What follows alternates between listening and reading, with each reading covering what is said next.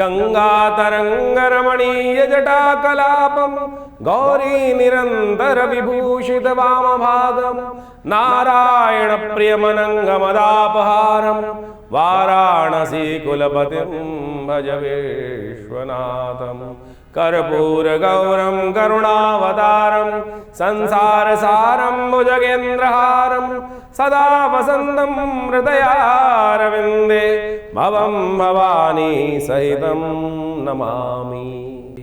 नमस्कार, स्वागत है आपका आचार्य वाणी में। मैं आचार्य डॉक्टर विक्रमादित्य आपके साथ हूँ। आज का विषय है तुला राशि वालों के लिए ग्रहों का योग कैसा बन रहा है इस वक्त।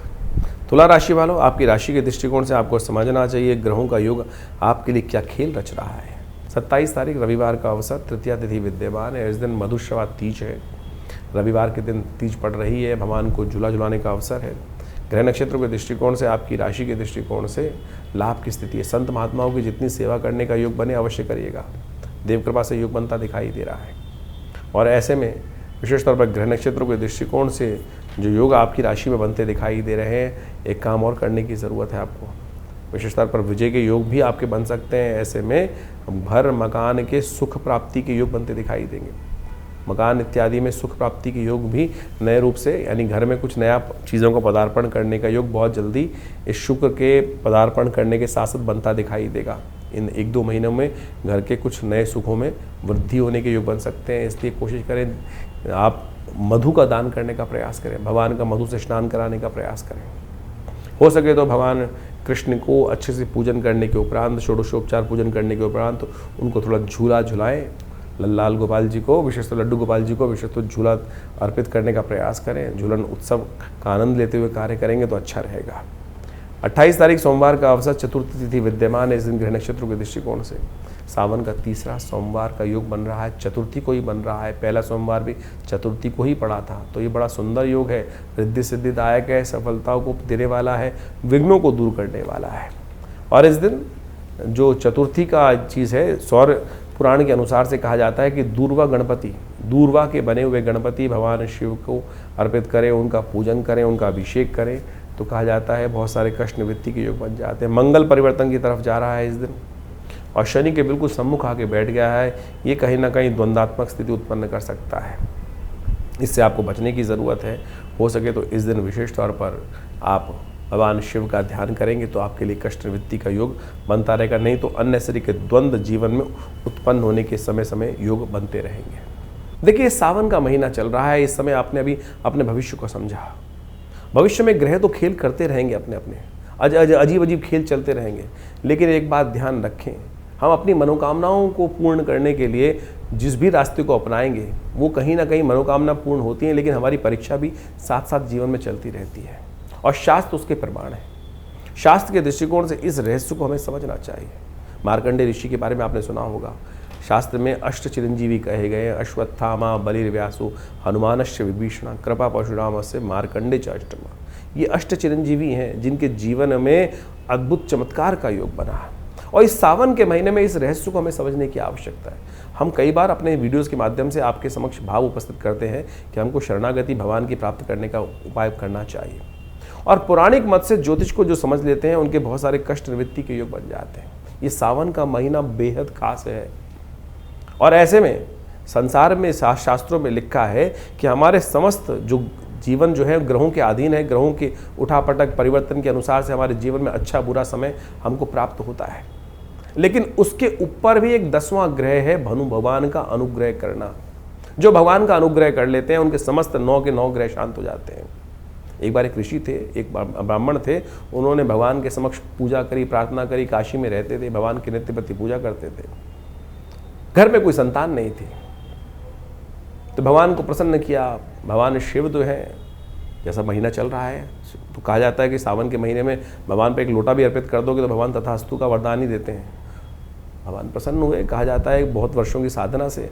और भगवान ने उन ब्राह्मण को, विप्र को कहा कि बोलो क्या चाहते हो। उन्होंने भगवान के सामने प्रार्थना रखी कि हमारे घर में संतान नहीं, संतान आप आशीर्वाद दें तो संतान।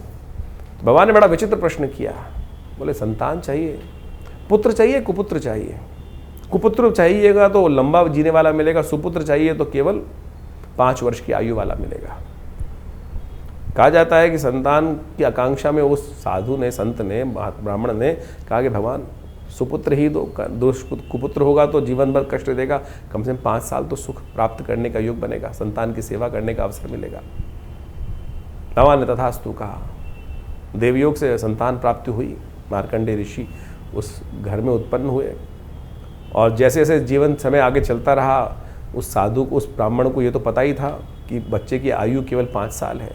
4 साल बड़े सुंदर निकल गए, 1 वर्ष रह गया। मन में ऐसे भाव थे कि अब बचा कहाँ है, समय सुख का बस अंतिम समय है, बालक का जीवन केवल 1 वर्ष शेष रह गया है। तो कहा जाता है कि उन्होंने कई जगह जन्मपत्री दिखाई, तो उन्होंने कहा कि किसी संत का आशीर्वाद मिल जाए तो इसके समस्त जो है कष्ट निवृत्त हो सकते हैं। संत का आशीर्वाद इतना चमत्कारी होता है, इसलिए हम कई बार आपको कहते हैं कि जहाँ भी संत हैं उनको दर्शन करके लाभ लेने का प्रयास करें। तो मार्कंडेय ऋषि के जीवन में घटना घटी कि उनके पिता को कहा किसी ज्योतिषी ने कि भाई संत का आशीर्वाद चाहिए, संतों का आशीर्वाद। बोले संत कहाँ ढूंढने मिलेंगे, संत कहाँ ढूंढूं? बोले तुम तो ये छोड़ो कौन है कि संत, नहीं, सबका ही आशीर्वाद लेने का प्रयास करो, हो सकता है भाग्य से कोई ना कोई मिल जाए। बोले क्या करूं? बोले एक काम करो, कुटिया बनाओ, गंगा के तट पर संत महात्मा दर्शन करने आते हैं, स्नान करने आते हैं, जो भी दिखाई दें आप सब उनके ही चरणों में नमन करो, सब आशीर्वाद देंगे। यही किया उन्होंने। 1 वर्ष था, धीरे समय भागता चला गया। देवयोग से 3 दिन शेष रह गए थे उस 1 वर्ष पूरा होने में। मार्कंडेय ऋषि का जो शरीर था पूरा होने में 3 दिन बाकी थे। देवयोग से भगवान की कृपा से 7 ऋषि वहाँ से निकले, उन्होंने नमन किया और जैसे ही मार्कंडेय ऋषि ने उनको नमन किया, उस ऋषि बालक ने नमस्कार प्रणाम किया, उन्होंने कहा यशस्वी भव, दीर्घायु भव। और जैसे ही दीर्घायु कहा तो वो ब्राह्मण था, हंसा। बोले महाराज आप आशीर्वाद दे रहे हो, दीर्घायु भव, आयुष्मान भव का आशीर्वाद दे रहे हो, इस बालक के तो 3 दिन ही शेष रह गए हैं। उनको बड़ा विचित्र लगा सप्तऋषियों को कि अरे हमारा आशीर्वाद तो निष्फल चला जाएगा। उन्होंने विचार किया और उन्होंने ब्राह्मण से कहा कि अरे ब्राह्मण एक काम करो, अब 3 दिन तो रह ही गए हैं, तो इस बालक को हमको ही दे दो, हमारे साथ ही जाएगा, कुछ ना कुछ योग बनेंगे। ब्राह्मण ने सोचा 3 दिन रह गए हैं, अब हो सके तो जो भी कृपा होनी हो, वो सप्तऋषि उनको साथ ले गए। सप्तऋषि सीधे पहुंचे, कहा जाता है कि भगवान ब्रह्मा के पास, और उस बालक को कहा कि हमारे पीछे रहना। और जैसे ही सप्तऋषियों ने भगवान ब्रह्मा को प्रणाम किया तो ब्रह्मा जी ने उन सबको आशीर्वाद दिया आयुष्मान भव। और जैसे ही आशीर्वाद दिया आयुष्मान भव तो भगवान ने कहा, समस्त सप्तऋषियों ने कहा कि हमारी बला तो टली, अब आपके हमारे वाक्य से अब आपका वाक्य जुड़ गया और अब आपकी बला, इस संसार को रचा आपने ही ब्रह्मा जी। तो जैसे ही वो हंसे सप्तऋषि, तो ब्रह्मा जी ने पूछा हंसने का कारण? बोले इस बालक की आयु के 2 ही दिन शेष रह गए हैं, अब तो कल इसकी मृत्यु होनी, और आपने तो आयुष्मान भव का आशीर्वाद दे दिया। अब हमने पहले दिया था, पूरी वृत्तांत सुनाया, पहले हम फंस रहे थे, आपको भी फंसना है। आप अपनी वाक्य को कैसे रखेंगे, मर्यादा कैसे रखेंगे अपने आशीर्वाद की, वो आपके ऊपर है। ब्रह्मा जी ने विचार किया, बोले अब तो एक ही रास्ता है कि जो संसार में जो सबसे पराशक्ति है वही इस कष्ट से निवृत्ति का मार्ग दे सकती है। कहा जाता है कि भावी मेट सकें त्रिपुरारी, सब लोग वहाँ पर चलकर भगवान शंकर के द्वार पहुँचते हैं। भगवान शंकर के जब द्वार पहुँचते हैं तो वही प्रणाम, सबने प्रणाम किया और भगवान शंकर ने आयुष्मान प्रदान किया, यशस्वी भव, आयुष्मान भव। भगवान के समस्त जो भी जाएगा आशीर्वाद देगा। आपके समक्ष भी कोई आता है तो आप यही आशीर्वाद देते हैं ना, ये थोड़ी देखते हैं कि कौन कैसा पात्र है। जब झुका तो आशीर्वाद स्वयं निकलेगा, और जैसे ही वो बालक त्या समस्त झुके तो वो आशीर्वाद निकल गया। तो सबने भगवान के समक्ष कहा भगवान आप ही कर सकते हैं, आप ही का आशीर्वाद है, यही कर सकते हैं। भगवान ने देखा क्या हुआ, तो उस बालक को देखते ही भगवान को याद आया तो ये हमारा ही आशीर्वाद से दिया हुआ पुत्र है, और अब आशीर्वाद दे दिया। तो भगवान ने उनको सप्तऋषियों का तुम जाओ, इस बालक को यहीं छोड़ जाओ। और जब ये इस बालक को वहीं छोड़ दिया, शाम के समय का समय था, यमराज आए और यमराज ने उस दिन अपना जैसे ही फंदा उस मार्कंडेय ऋषि के गले में डाला, ओम नमः शिवाय का जप करते वो शिव से चिपट गए। भगवान ने त्रिशूल लेकर जैसे ही यमराज की तरफ आक्रमण किया, अरे मेरा नाम ले रहा है भक्त, इस पर तुम अपना फंदा डाल रहे हो। तो यमराज ने कहा भगवान आप ही का दास हूँ, आप ही के संसार के क्रम को चलाने का कार्य करता हूँ, आपने जो दायित्व दिया है। तो भगवान ने बड़ा विचित्र को जवाब दिया कि आशीर्वाद मेरा है, मैंने ही आयु दी थी, तो इसको मेरे अनुसार ही तुमको समझना पड़ेगा। बड़ा सुंदर शास्त्र में व्याख्यान मिलता है कि भगवान ने किस प्रकार से मार्कंडेय को अमर किया। तो भगवान ने कहा कि एक बात समझो कि किस प्रकार की स्थिति है। ये सावन का महीना इतना सुंदर है कि ऐसे में भगवान शिव की आराधना कर कर आप समस्त अपने जीवन के कष्टों को दूर कर सकते हो। इस भाव को हमें समझने की आवश्यकता है। तो कहा जाता है भगवान ने यमराज से कहा कि एक बार बताओ कितने वर्ष की आयु दी थी। बोले 5 वर्ष की आपने आयु दी थी। 5 वर्ष की आयु। बोले 5 वर्ष किसके थे? 5 वर्ष मेरे अनुसार चलेंगे, गणना मेरे अनुसार चलेंगे या तुम्हारे अनुसार चलेंगे? बोले भगवान आप ही बताएं किसकी गणना। बोले मेरी गणना के अनुसार से मैंने 5 वर्ष की आयु दी, तो 5 वर्ष मेरी गणना के अनुसार से चलेंगे, तुम्हारी गणना के अनुसार से नहीं चलेंगे। इस संसार में जो कहा जाता है कि जो कई कल्प, एक ब्रह्मा के जीवन में कई कल्प विराजते हैं और भगवान तब उनका जो आयु पूरी होती है। कई कल्प जब बीत जाते हैं, कई कल्प बीते तब ब्रह्मा जी की वो आयु निकलती है और भगवान शिव के एक दिन में 10 ब्रह्मा की आयु निकल जाती है। तो अब भगवान ने कहा गिनाओ, 5 वर्षों के महीने बनाओ, दिन बनाओ, उसके बाद गणना करो। तो यमराज ने हाथ जोड़े भगवान के। तो ये चमत्कार है भगवान की भक्ति का। तो मार्कंडेय ऋषि जब अमर हो सकते हैं, शास्त्र में वर्णित है, तो असंभव इस संसार में कुछ नहीं है। तो आप बड़ी श्रद्धा के साथ भगवान के अनुनय विनय के साथ पूजन करने का इस सावन के महीने में सुंदर जो योग बन रहे हैं, जो आपने भी समझे, तो इसलिए इस भक्ति मार्ग पर चलने का प्रयास करें। जीवन में चमत्कार हो सकता है। बाकी सब ग्रहों का जो खेल है वो तो है ही है, विचित्र है। तो ये ग्रहों की गणना जो आप समझ रहे हैं वो एक तरफ, नवोग्रह एक तरफ, 10वां ग्रह प्रभु का अनुग्रह एक तरफ, उसको अपनाने का प्रयास करें, चमत्कार हो सकता है। तो सावन के सुंदर महीने में आपने ग्रहों का योगा योग समझने का प्रयास किया और इसके अनुसार से आपकी राशि के दृष्टिकोण से किस प्रकार के ग्रहों का योगा योग चल रहा है वो आप समझ लें, तो बहुत अच्छे से आप चीज़ों को, परिस्थितियों को अपने अनुरूप से परिवर्तन करने का योग बना सकते हैं। देखिए, जैसे ग्रहों का योग, परिवर्तन का योग इस समय बना है, चाहे वो शनि का परिवर्तन हो चुका हो, उसके साथ साथ मंगल का परिवर्तन जो विचित्र योग बना रहा है वो आपको समझ लेना चाहिए, समसप्तक योग। ऐसे में कई ग्रहों का जो परिवर्तन, बुध का अस्त होना, ये सबका सब बहुत विशेष योग लेकर आपके जीवन में उपस्थित हो रहा है। यदि हम वास्तविक तौर पर राजनीतिक दृष्टिकोण से या विश्व के व्यापक दृष्टिकोण से देखा जाए तो शनि मंगल का समसप्तक योग कई प्रकार की भयावह त्रासदियों को जन्म दे सकता है, चाहे वो प्राकृतिक आपदाओं के रूप में हो या वो विशेष तौर पर राजनीतिक तौर पर या सामाजिक दृष्टिकोण से। कई प्रकार के द्वंद्व ऐसे समय में उपस्थित होते हैं। ज्योतिष की गणनाओं के अनुसार से इस बात को हम अच्छे से समझ सकते हैं कि जब जब शनि मंगल आपस में या तो एक संग बैठे हों या एक दूसरे के सामने हो तो युद्ध की स्थिति रहती है, चाहे वो किसी का भी जीवन चल रहा हो। तो ऐसे में अपने मनोमस्तिष्क को हमको शांत रखते हुए कार्य करने का प्रयास करना चाहिए। जिस प्रकार से ग्रह योग आने वाले 3-4 महीने तक के लिए इस प्रकार की स्थिति बना रहे हैं, अभी समसप्तक योग बन रहा है, फिर आगे जाके षडाष्टक योग पुनः बन जाएगा शनि का और विशेष तौर पर मंगल के साथ। और ऐसे में 2 ग्रह विशेष तौर पर और भी समझने की आवश्यकता है। शुक्र और बृहस्पति दोनों ज्ञान के देवता हैं, एक देवगुरु हैं और एक दैत्य गुरु हैं, और उनका भी एक स्थान पर युति होना वो भी विशेष तौर पर विशेष परिवर्तन का जीवन में उत्थान करने का योग देता है। ऐसे में समझना चाहिए कि बुद्धि की युग चलेंगे और कहीं ना कहीं बुद्धि के तर्क वितर्क के दृष्टिकोण से कहीं ना कहीं स्थितियों को हम अपने पॉजिटिव भी कर सकते हैं और नेगेटिव भी कर सकते हैं। अगर नहीं समझेंगे, नेगेटिव करेंगे तो, क्योंकि शुक्र चाल पे चाल चलने के योग, बृहस्पति और शुक्र जब भी एक साथ आते हैं तो कहीं ना कहीं द्वंद्वात्मक स्थिति बनती है। और एक साथ मंगल शनि का टकराव और शुक्र और बृहस्पति का एक साथ युति होना, ये विश्व के दृष्टिकोण से पुनः एक ना एक, कई राजनीतिक दृष्टिकोण से, कूटनीति के दृष्टिकोण से थोड़ा सा समस्याएं उत्पन्न करने वाला दिखाई देता है। जो लोग शेयर इत्यादि के क्षेत्र में या किसी भी प्रकार के कार्य करने में जहां बहुत तेज़ डिसीजन लेने की आवश्यकता होती है, ऐसे में सावधानी के साथ कार्य करने की ज़रूरत रहेगी। मार्केट में एक विशेष तौर पर जो ग्राफ है वो उठने और गिरने का योग विशेष तौर पर बनता दिखाई दे रहा है। तो ऐसे में ग्रहों की स्थिति को आपने यदि समझ लिया, उसके अनुसार से जीवन में परिवर्तन करने का प्रयास किया, तो बहुत अच्छे से चीज़ों को आप अपने अनुरूप परिवर्तन करने का योग बना सकते हैं। और आदिकाल में भी लोगों ने इसी प्रकार से योग अयोग का लाभ जीवन में समझने का प्रयास किया है। बहुत सारे लोगों के प्रश्न मन में चलते रहते हैं और उन प्रश्नों का निवारण करना भी बहुत सारा आवश्यक ज़रूरी होता है। इन देखिए, जीवन में कष्ट हैं और उनका निवारण करने का मार्ग विभिन्न उपायों के माध्यम से शास्त्र में ऋषियों ने अपने अपने अनुसार से शास्त्रों में वर्णित किया है। लेकिन विशेष योग जो है वो हरिनाम ही है, भगवान का नाम ही है, जो सब प्रकार से जीवन के कष्टों को दूर करता है।